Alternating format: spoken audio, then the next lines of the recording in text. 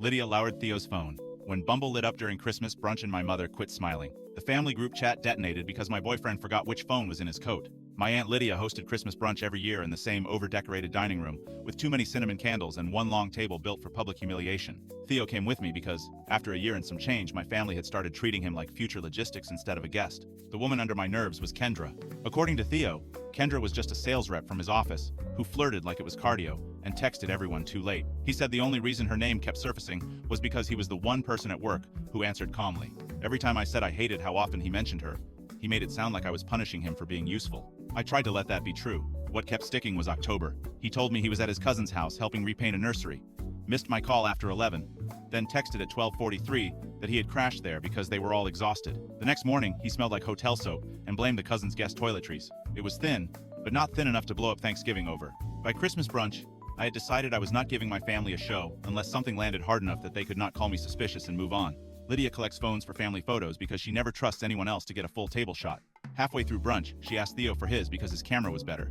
He handed her the wrong phone. I knew it was the wrong phone because it was smaller, blue, and in the inside pocket of the coat he told me he only wore for church. Lydia woke the screen to open the camera. A notification dropped before she even touched anything else. Bumble Kendra. If your girlfriend is still with your family, I can wait till you leave brunch. Nobody spoke. My mother actually looked at me first, not at him, because the whole family had been trained to expect me to react before anyone decided whether the evidence counted. Theo moved fast and said it was an old account, old phone, dead issue.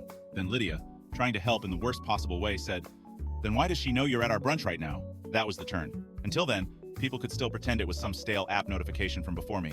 The second Lydia said right now, the room had to deal with the fact that another woman knew where he was, who he was with, and what kind of excuse my family represented.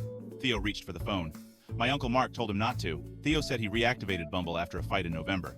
Never met Kendra, and kept the second phone because I would turn one stupid lapse into a permanent indictment. Maybe that was partly true. Maybe he liked attention more than cheating.